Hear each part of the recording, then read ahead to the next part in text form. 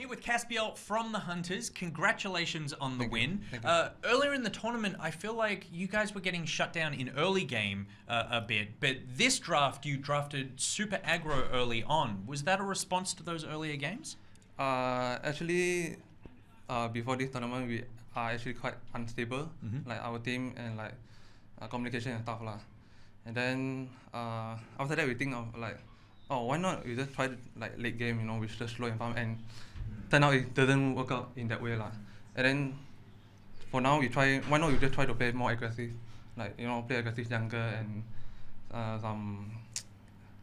something like bot lane and something, you know, at least can help the team and stuff. So at the end of the day, I find out that, oh, this maybe it's a good way to play for our team.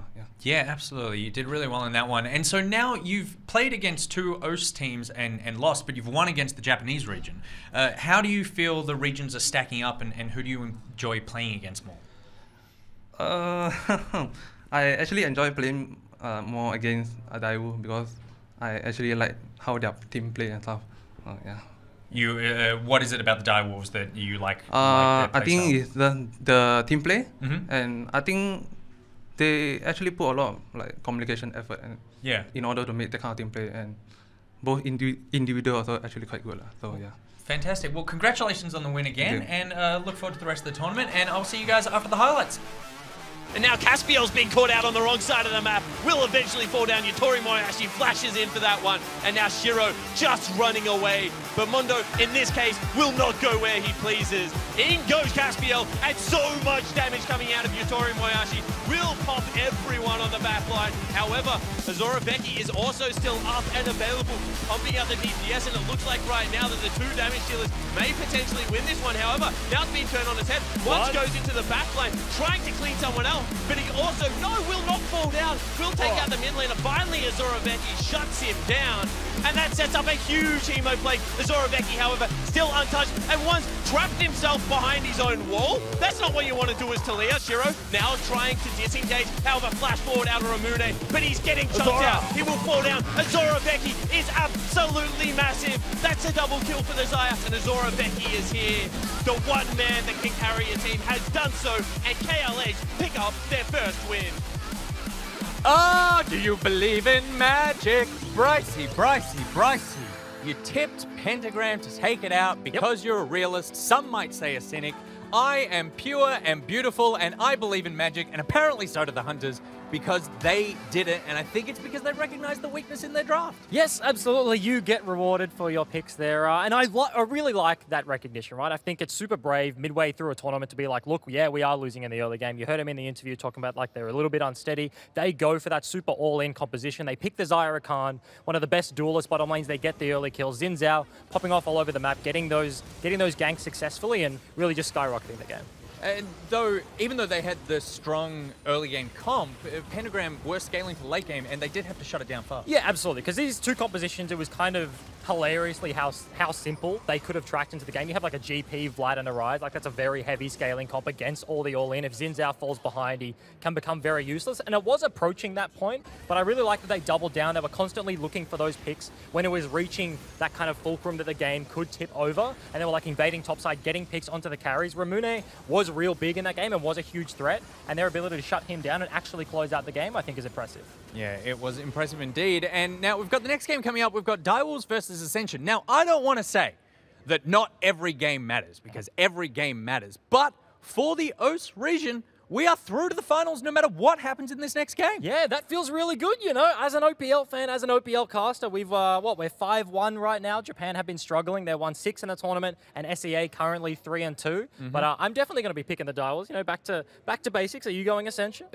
Oh, how dare you, sir. But yes, just to be a contrarian, I probably will. But no matter what happens, if the Southeast Asian region do take this out, then Japan are out of the tournament. Yeah, that feels super bad. You know, they're still in a whole nother game, another day of group play. This is a 3-day group series. And then, of course, going to the last one, if you're already out of the finals, that feels super rough. So Ascension do kind of have the weight of Japan's shoulders resting on their shoulders. Yeah, that's true. So there is a lot to play for in this next game. So let's throw it over to the caster's desk. Thank you very much. A lot is on the line in this game, definitely. OCE obviously locked themselves into that into the finals. Not locked first seed yet, though. They do need to get a couple more wins on the board, but LGA are on the verge of going out, and Southeast Asia could do that with a win over here, couldn't they? Yeah, absolutely. I mean, this is such unmapped territory right now because everyone coming into this thought that the LJL would be the strongest region. I mean, they hadn't been weakened at all. Oceania historically had done poorly here. However, on home soil, Oceania has stepped up. Got that home buff. You said it didn't exist yesterday, but looks like they're doing pretty well. Direwolves will be taking on Ascension Gaming in our final day of game of the day, and Direwolves currently undefeated, 2-0, doing very, very well. Ascension also have a pretty good showing, but let's have a little look at the Direwolves. BioPanther will be their top laner, Shernfire in the jungle, Triple is the mid, and it's King and Cupcake in the bot lane. Yeah, it certainly is, and if there was a weakness of this lineup at the start of the tournament, it was going to be BioPanther. That kind of dispelled last game as he took over Summoner's Rift on the Mundo. Really impressed by how this young man has transitioned from OCS to OPL to now the interregional stage in just 4 weeks. Has just been popping off. Yeah, I mean, I think a lot of the top laners from the OPL have actually had a really good showing here on live showing. Really strange, because normally we have really poor top laners, but this tournament just does not seem to be the case. Well, speaking of top laners, it's going to be Rocky in the top lane for Ascension Gaming. Dale Payne will be the jungler. G4 in the mid lane, and it's Lloyd and Rich as the bot lane duo for Ascension. Yeah, it certainly is, and G4 is a player on this lineup to track. On the Aurelia, I think he went 11-4 in their one game against Pentagram, was able to put on the big carry pants. And I think that this mid laner, whilst people were saying it wasn't really his meta, does suit the melee mid laners, does suit the ability to take aggressive trades and be able to carry games. And really interested to see whether he gets another Aurelia, gets the likes of a Yasuo against Triple. Well, we'll have to see what is going to be taken away from him, what will be denied. Ascension obviously are on that blue side, so do get priority on that first pick. But for solo laners, you kind of want to be on red side. Yeah. Third pick for mid and top lane is kind of where you get to have your counter pick and then ban away 2 things. If you wait until, you know, 5th pick, you don't really normally get that because they've thrown 4 bans generally at those power picks by that stage. Blue side at the moment is more known for its flex picks. That's why we're seeing the Morgana. That's why we're seeing the Swain. And I think that that's where Ascension will go towards. Maybe something like a Vladimir to open up the champion select. Well, we'll have to see. Graves and Kaiser, followed up by the Ornn, have all been removed so far, recognizing how crucial the Ornn engage and the team fighting compositions that the OPL have been throwing together across this entire tournament. They're also going to take away the Rakan as well, so Direwolves don't want to give that engage over. Yeah, certainly don't. I mean, Cupcake can play a lot of defensive supports. Actually was a very good Taric player, very good Braum player. On the Ornn, very interesting ban from Ascension, because I would say that whilst a lot of Oceanic top laners do play Ornn, that BioPanther is a better Mundo than he is an Ornn, whereas Swiper, probably known for his Ornn, Mimic known for his Ornn, so well, it's just something to look out with. Tournament as well. Yeah, I mean, Swiper historically has picked any champions that can start a team fight, because that's what the Chiefs has needed. So, you know, Sion, Kled, Ornn, even things like Kennen were really in his wheelhouse of being able to start up those fights. And we've seen the Kennen come out from the OPL as well, and they did very, very well on it. See whether or not they actually decide to go for that. I actually think the Kennen, when we picked it up, was the one game we lost. So I'm not sure we did well on it. I think the Chiefs picked it up. The team fighting was good, but it did fall apart. It did crumble around them. Potentially. Well, Lucian and Talia, the last 2 bans from ban phase. Going to see what the first pick for Ascension is. Is that still that Morgana available if you want to deny some of that engage for Direwolves? Are probably going to be looking to draft. I called it. Certainly did. It's been the highest priority in that flex position. Has been played both as the carry position and support so far in Rift Rivals. Haven't seen it go on mid lane. However, for things like funnel comps can be a little bit more useful. So probably going towards Lloyd or Rich. And instantly, Shernfire is going to get his hands on that Nocturne. And that's also going to be the Swain for Direwolves. 2 very powerful picks picked up instantly, and a very high priority pick as well. I love what King said. Sometimes in League of Legends, you just got to resign to your face. If you're playing against a Nocturne, you can't really rush GA. You're not going to rush something like a Randuin's to keep yourself alive. So you get as much damage out as you can, and then you just lie down and let fate take you. However, shoes on the other foot now. Shern's going to be able to take that against Ascension Gaming, and Shern is the best aggressive jungler in the Oceanic region. If he is in a favorable jungle matchup, he will take over games. Well, we saw in the last game where Direwolves played, he did get kind of kept under tower by Steel, who was playing the Nocturne. This time, Schernfire wants to show his hand at that. Ascension are going to get their hands onto the Trundle and the Dr. Mundo. So a big, big front line put together so far. Yeah, by the end of the game, the pony was clippity-clopping over everyone, had a BF sword on Hecarim and was just putting out disgusting amounts of damage. Zoe locked in as well, something that Triple has played a lot of. So most likely King going to be taking the Swain down into the bottom lane. Going to see what's going to get banned away here. Zoe, another high priority pick across this entire tournament as well. So nice to see Triple get his hands on that, but we haven't seen what G4 is going to be locking in. And Aurelia's still open. And you said yesterday you really like these Assassins versus Zoe because they can just jump on her and blow her up. Yeah, absolutely. And Triple doesn't like playing Assassins into Zoe, so he's just going to ban them away. Assassins against Zoe are really interesting because she's one of those champions that if she has a setup, if she has the jump, can go all in and chunk you out. However, if you ever have the opportunity to put the shoe on the other foot, if you're able to get access early into these team fights, she can be caught out of position very easily. Well, Direwolves recognizing but how strong G4 was on that Aurelia yesterday are going to remove that away. Ascension have banned the Fiddlesticks out. Haven't actually seen anyone pick it so far in the tournament. Is there a target ban? Don't think so. I think it's more of the fact that they just don't have a way to start a team fight on the Direwolves lineup. You know, potentially they don't like the pick. Fiddlesticks is actually quite tanky in the bottom lane. You can't really burst him out, so if you're going to play a kill lane down there, can be a little bit frustrating. So I think it's just one of those picks that is actually strong. I'm surprised we haven't seen all that much of it, and I do respect it. It's definitely a European pick as well. I've seen a lot of it in Europe, but we do see it in the OPL. We just don't really see it played by Cupcake. Not with the Heimerdinger in the dual lane. Yeah, we don't play Heimerdinger at all. Thank goodness. Well, Detonation do, but has been banned away every time they've played. And Shen and Fiddlesticks obviously were the bans. And Aatrox gonna get picked up for Biopanther. Will this be the first Aatrox win? And I'm telling you, Aatrox is not that bad. Another lock-in. That is 2.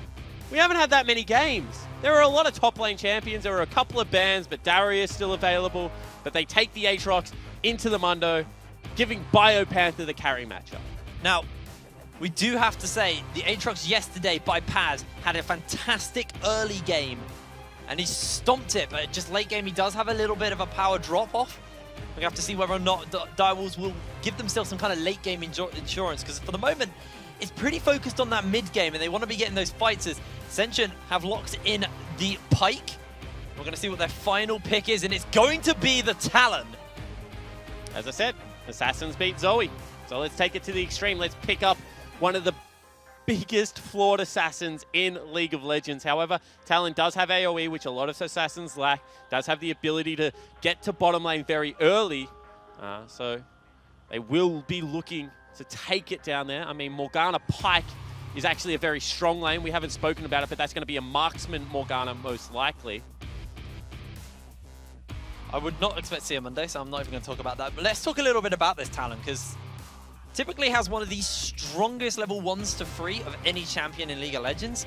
I see you winking at me in a way saying, no, Jake, you're wrong. I don't really like Talon 1 to 3. So the big thing about Talon is when he gets enough points in his W to leave lane, he is very good. Before that stage, he sucks. So Talon's never going to really kill your mid laner 1v1 unless your mid laner makes a big whoopsie. However, what he can do is he can get early recalls, Moby Boots, Serrated Dirk, be able to shove out mid lane, and then get access into the jungle, leap over the wall, parkour around, and then look for, you know, the mismatch dives, be it top lane, be it bottom lane.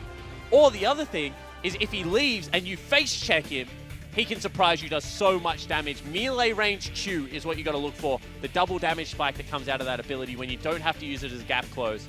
So we'll see whether G4 can make it work. So, when we're looking at Ascension, where is their focus going? What are they looking to find here? Because obviously they want to get this win over Direwolves. They want to knock LJA out, and they want to get themselves guaranteed at least into the grand finals on Thursday. And it starts with a win right here. Yeah, and I mean, they really do have tools to play to any portion of the map. We've already said it about Nocturne, but is classically a bad 1 to 5 jungler, so they do have room in the early game to make something happen. Morgana Pike has a ton of CC and a ton of sustained damage down there, so we'll see whether they can, you know, maybe aggress onto the Swain, onto the Alistar. But really, I think around the mid-game, around the picks, when Dire will start fighting for vision is where Ascension will look to come online. Well, keep our eyes on these jungles early, see how that's going to go as we take to the Summoners Rift for the last time here on day 2. Rift Rivals battle for the Pacific Rift, and G4 really making a statement, picking the Talon. He has showed up day 1. Can he do it again against Triple on the Zoe, on such a high priority mid laner throughout this entire tournament? And I mean, Triple has honestly been a very good mid laner, as we see a little bit of damage. I think if that third Q landed, Rocky would have had to have flashed, but managed to place himself nice against the wall. Yeah, I mean, he still had a potion, still has started shield, so probably could have footed that one out, but good early aggression from Biopanther. Of course, that's the Q of Aatrox. 3 hit, much like Rivens, however, has the sweet zone that you have to land it in. Yeah, if you do hit that sweet spot, you do a lot of damage, especially early. And like you said yesterday, it's kind of like playing into a ranged champion when you play against Aatrox, especially in the early game, because of how much range he has on that Q and how much harass he's going to be able to put out. Rocky's going to have a tough matchup, so maybe we'll see Dale Pan come up to deal with Biopanther as well. Yeah, we'll see whether that is the case. And the reason I think people are really frustrated at new Aatrox is there are a lot of auto-attack champions in League of Legends. You know, Master Yi has existed for a long time. Xin Zhao historically was an auto-attack champion. So old Aatrox, I mean, very linear champion. You kind of knew what he did. There's not really many melee disruptors in League of Legends. You either have CC tanks or you have damage threats from melee. So I think that Aatrox is just an unexplored concept, and personally one that I think could be very successful if played to a high level. I remember Ejim saying as well, with these kind of new top laners, it takes a long time to get your head around them, especially one with this whole kind of new style for these melee bruisers. So see if Biopanther's had the time on Aatrox to actually figure out exactly how his kit's going to work. Yeah, generally figuring out how a kit works is the easy bit. Learning how to play against it is generally the bit that sucks, because you're like, how much damage does he do? Can he all in me here? Can I kill him even though he has this weird passive where he limps around on the ground and then suddenly gets health back? So we see Jungle is just trading Scuttle Crabs right now, so really ball in Rocky's court. Well, for the moment, it's been a relatively quiet start. Obviously, Schernfire just wants to farm up a Storm till he hits level 6. Delpain, he's the one I want to be tracking in this early game. I want to see exactly where he's going to be putting his attention, what lanes he decides are more important. As bot lane, there's no marksman, just mage versus mage.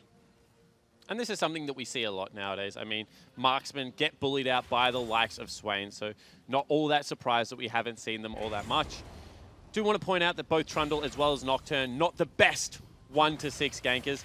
Nocturne gets better, Trundle stays pretty poor, but will just continue to farm up. Really looking to make impact in the team fights, especially given the fact that, you know, potentially Cupcake going to use that ultimate as maybe an engage down here. Well, Lloyd does have that black shield on. Just getting a little bit of poke out here from the Direwolves bot lane. Ascension are going to be able to walk away pretty much uncontested. See the Scry's Bloom also hit towards top side of the map. Biopanther going to scout out the fact that there is a Scuttle Crab there, however. Walks around that one. But we do have to keep in mind as well, this is the first seed versus the first seed from both Southeast Asia and the OPL. So while, you know, Southeast Asia have a lot on the line with this game, it's not just about that, it's about pride for both of these teams. You know, this is a big confidence boost, considering both of these regions are looking towards going towards the finals. If your first seed team gets a win over the opposing first seed's team, that makes you all think, okay, maybe as a region we can do this. I mean, absolutely. And I mean, no team at this kind of event comes out and wants to lose against anyone. At a certain point, you know, you talk about before the game, you know, potentially if we win this, we get secured. But then you get onto Summoner's Rift, you maybe get rid of the first couple of minutes of jitters, and then all of it is just about winning. You forget who your opponent is, you just play towards your comp, you play towards your strength, you try and shut down what you think they're good at, and the game just evolves from there. So really do think that, you know, you can't put too much weight on it.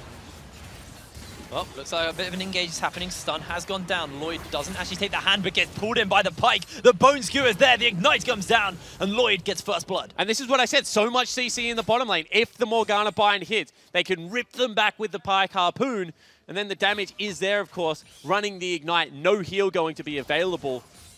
So just very much a kill threat lane down there in the bot. Now, what we did see from Steel in the last game. Well, sorry, game 3. He played a very aggressive Nocturne, was ganking a lot before level 6, relying heavily on the fear and the setup from his teammates. This time, maybe struggling a little bit as Triple's actually looking to solo out. He flashes under, he gets the kill, the Ignite, the tower shot's there, and Triple should be able to walk this one out A-OK. Certainly will be able to. Triple again comes up with the goods, and this is why it was such a risky pick. Triple, the best performing member of the Direwolves at MSI, will get a little bit more health from Shern to shove this one into the turret. And he is so far ahead. And that is not the start you want for G4 on this Assassin. Here you go, you can see it once again. Yeah, we'll take it again. He was lucky enough to pick up an exhaust on the back end of that, so flash forward, get all of the procs out of Zoe's W there. Just massive amounts of damage. Shernfire with this solo kill, with this pressure alleviated mid, is going to be able to pick Direwolves up the first Drake of the game, and that Drake is going to be an Infernal, so fantastic start for the Direwolves. You can see already, Tiamat is picked up for G4. He wants nothing to do with this mid lane anymore. Push and roam, that is going to be the aim of the game. You mentioned, is Shern, you know, Ooh, actually, face check potentially coming in. Shadow Assault, he can go in, he's going to throw down the rakes there. The flash out of Shernfire, respectfully peeling away. Yeah, and that's all you need to do if you're G4. I mean, you don't have summoner spells right now. You shouldn't have kill threat on anyone. So getting the flash out of the jungle, especially as he's about to hit level 6, that's a fantastic thing.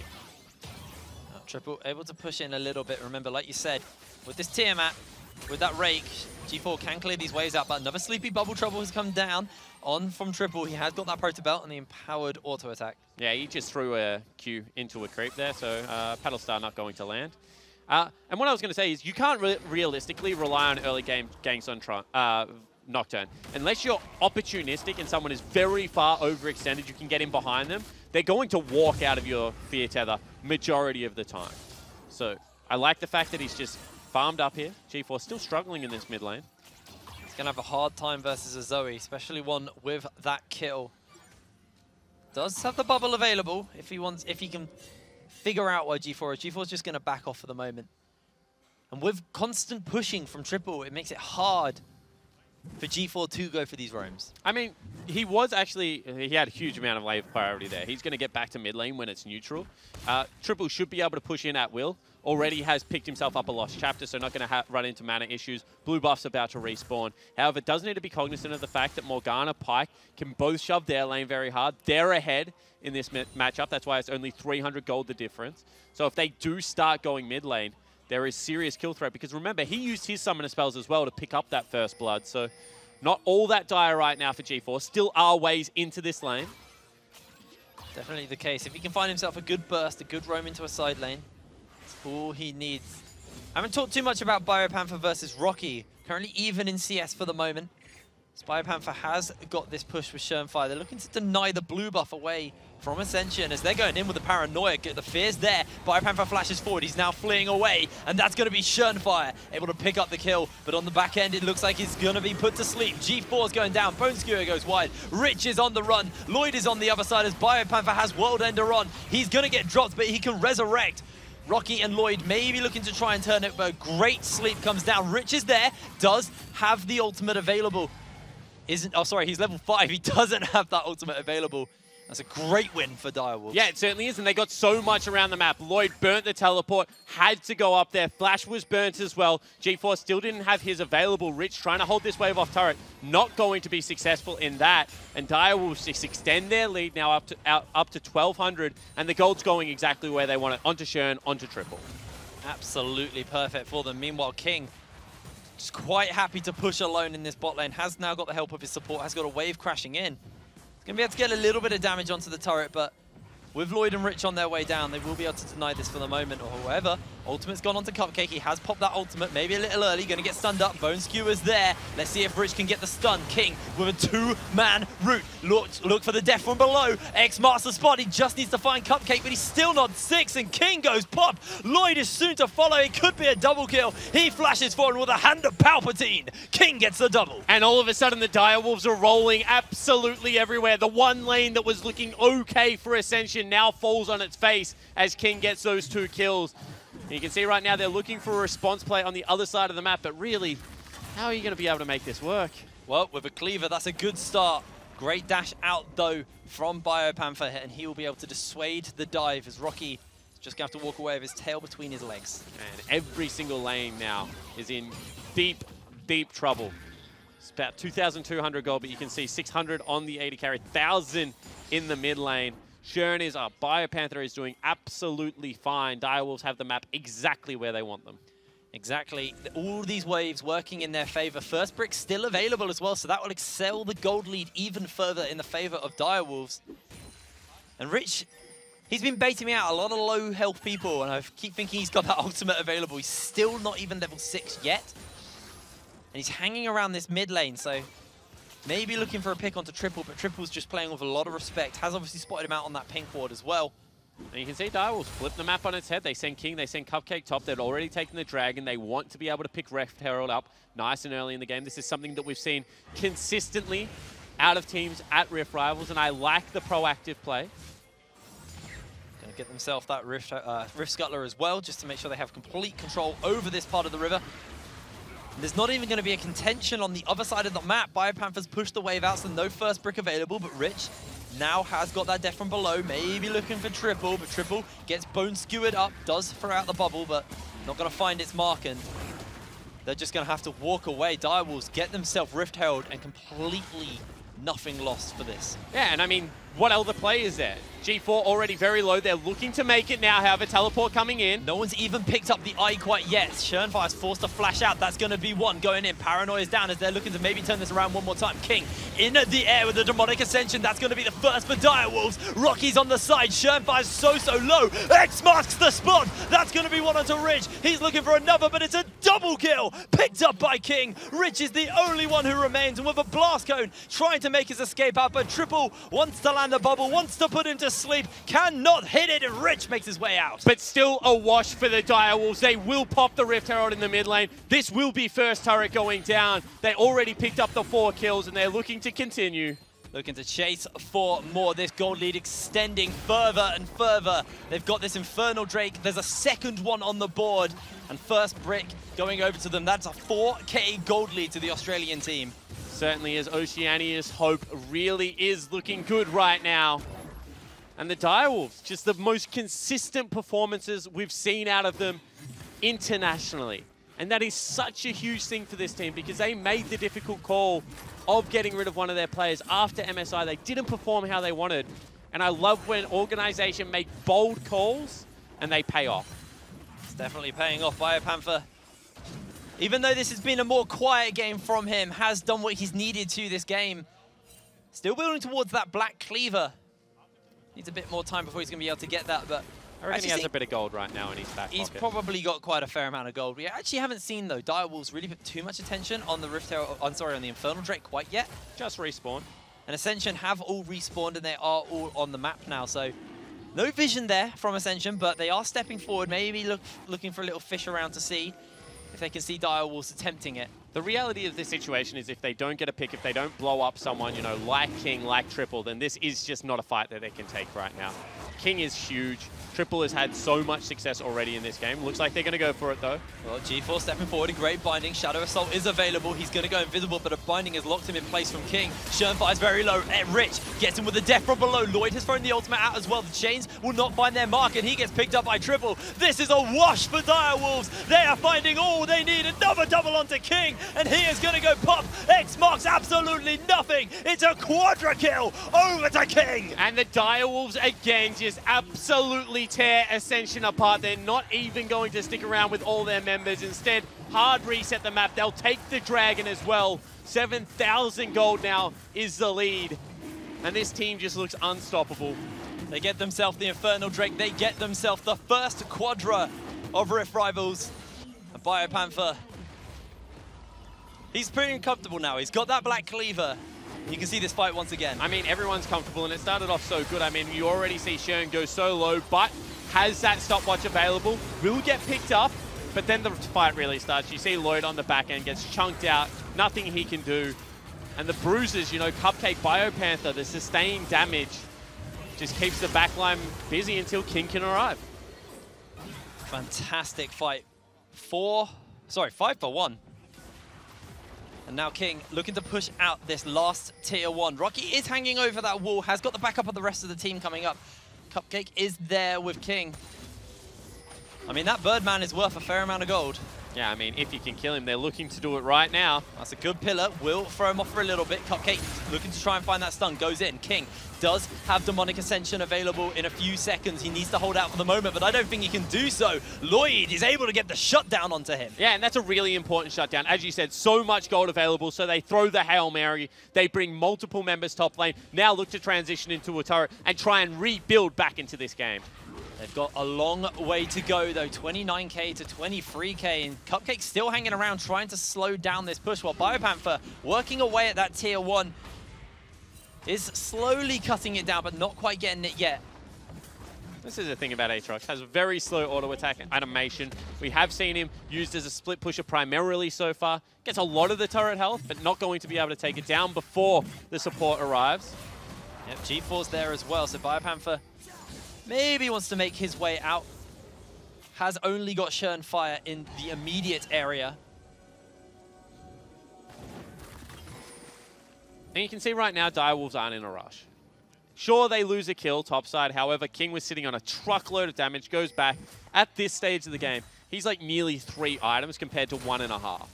He's so much further ahead, you know, already picked up boots too. If he had Demonic Ascension, you know, when he gets level 11, he's going to be completely out of control in this game. Triple, once again, is absolutely massive. So Direwolves know that they're in an advantageous position. I mean, they have gold lead in all of the carry positions. So all they have to do is just grind this one out, you know, continue to exert their pressure over the map, take away turrets, regain control over the neutral vision areas, and then Ascension have to take risks. If you don't take risks in a game like this, you're just going to slowly lose. And when they make those risks, that's when Direwolves within the OPL would punish you very hard.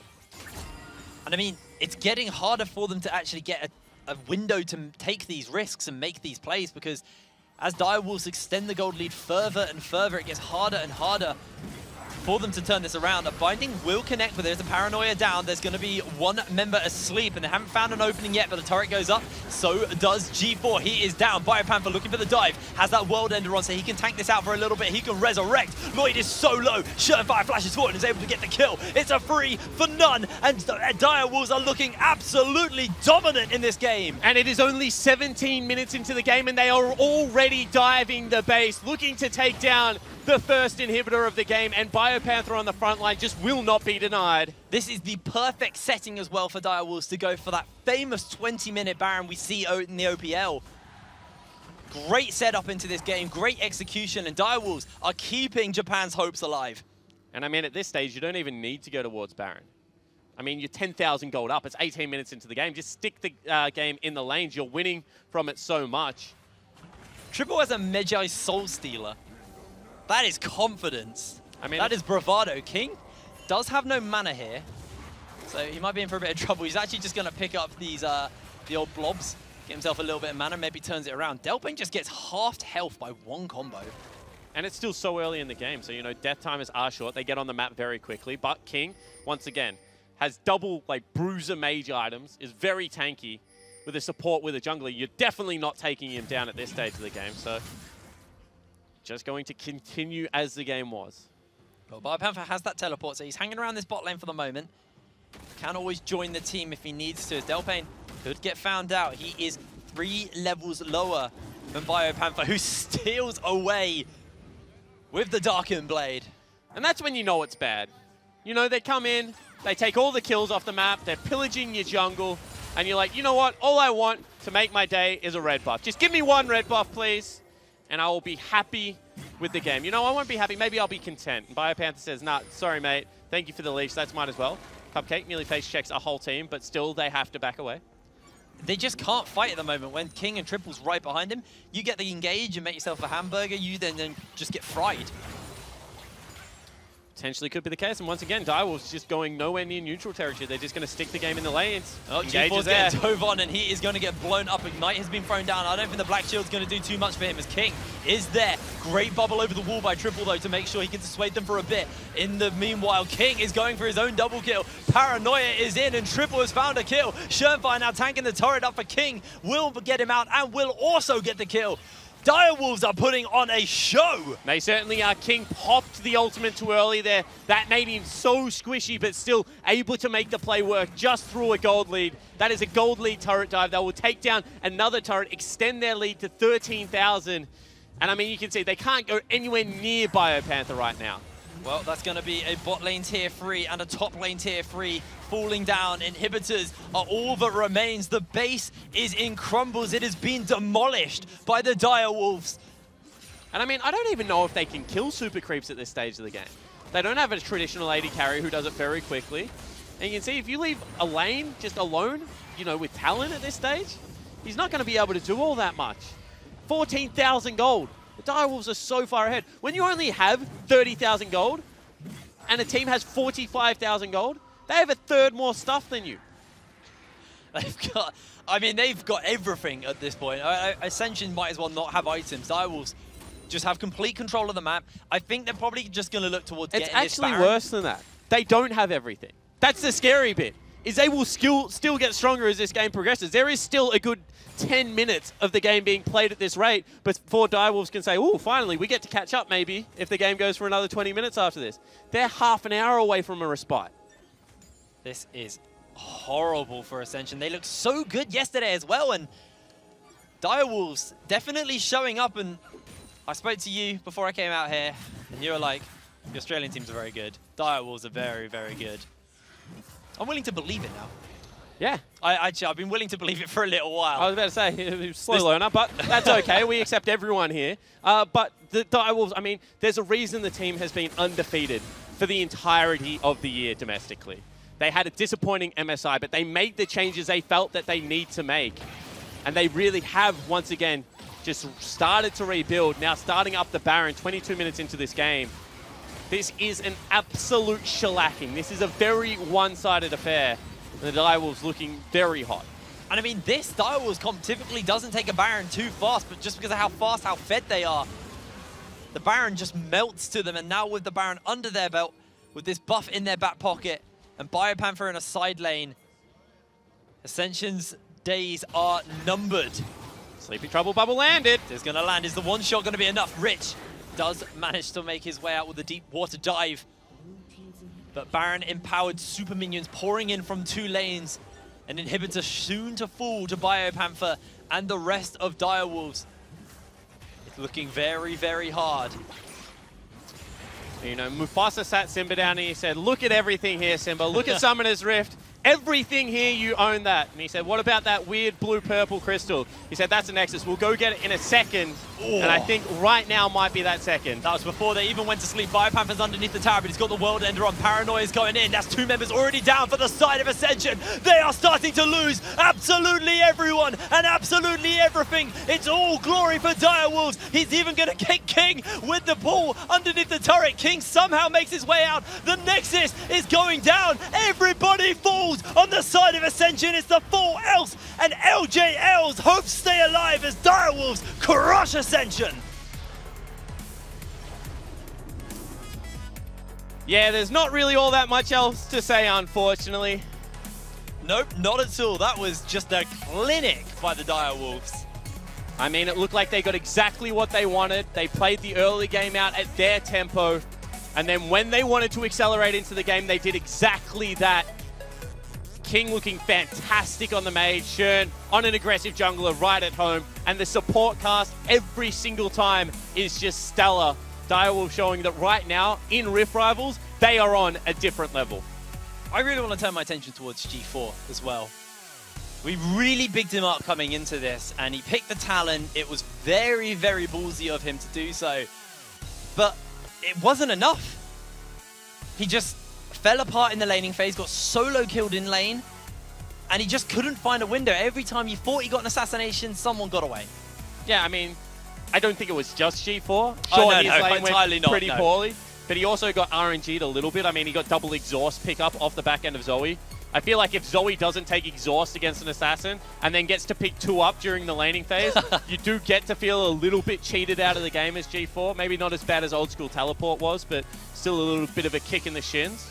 But I mean, you got to give credit to Triple. Still willing to take the opportunities to have, was flashing aggressively in the lane, was really trying to exert his dominance. And Once again, this is a player that last year you would have said had high highs and low lows. Now the lows are just gone, and he's just an absolute stellar mid laner. Well, new and improved coming through from the Direwolves, and 3-0 so far. Only one day of the group stages left. Can they go undefeated? That's going to be the question. I mean, absolutely. Shern, I think, said it in his interview. Whenever they play anyone, they want to win.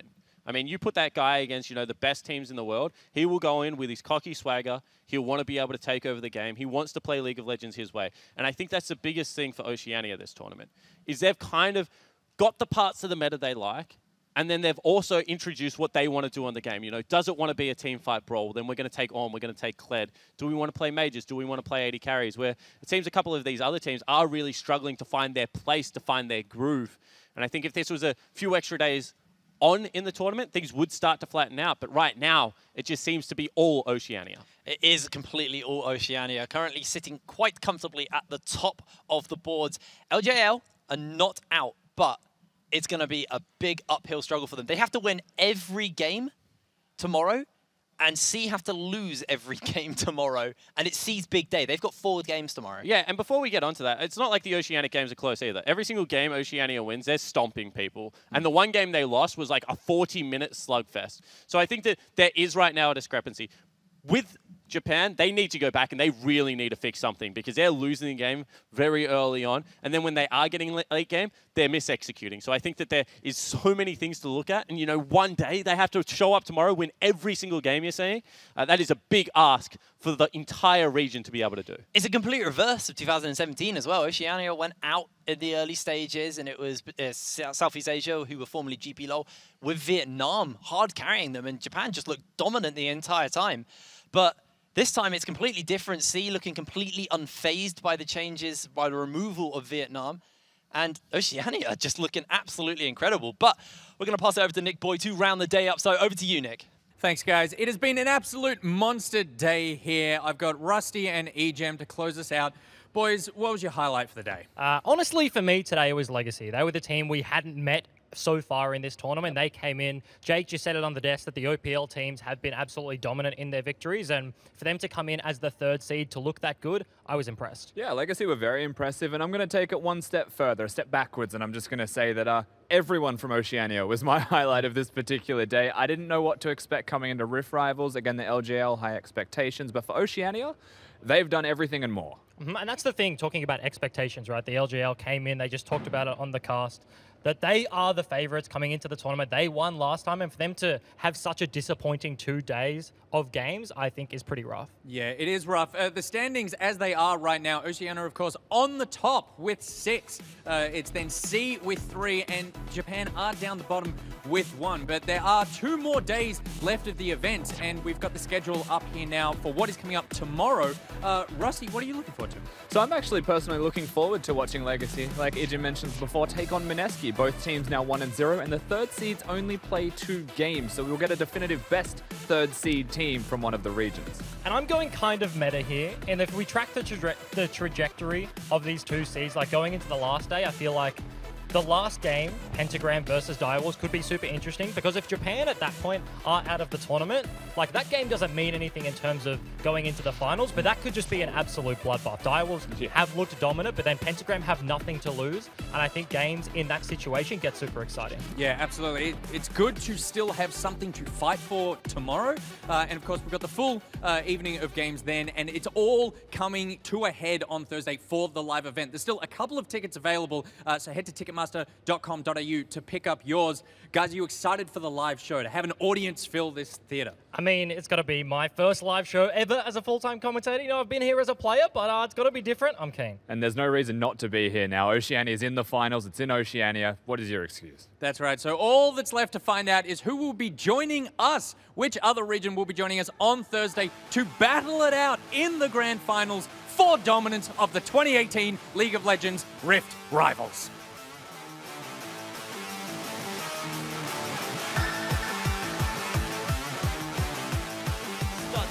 With a 2-man route.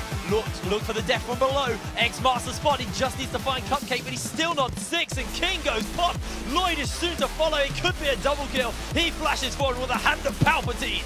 King gets the double. King in the air with the Demonic Ascension. That's going to be the first for Direwolves. Rocky's on the side. Sherfire's so low. X marks the spot. That's going to be one onto Rich. He's looking for another, but it's a double kill. Picked up by King. Sherfire's very low. And Rich gets him with the death from below. Lloyd has thrown the ultimate out as well. The Chains will not find their mark, and he gets picked up by Triple. This is a wash for Direwolves. They are finding all they need. Another double onto King, and he is going to go pop. X marks absolutely nothing. It's a quadra kill over to King. It's all glory for Direwolves. He's even going to get King with the ball underneath the turret. King somehow makes his way out. The Nexus is going down. Everybody falls on the side of Ascension. It's the 4 else, and LJL's hopes stay alive as Direwolves crush Ascension.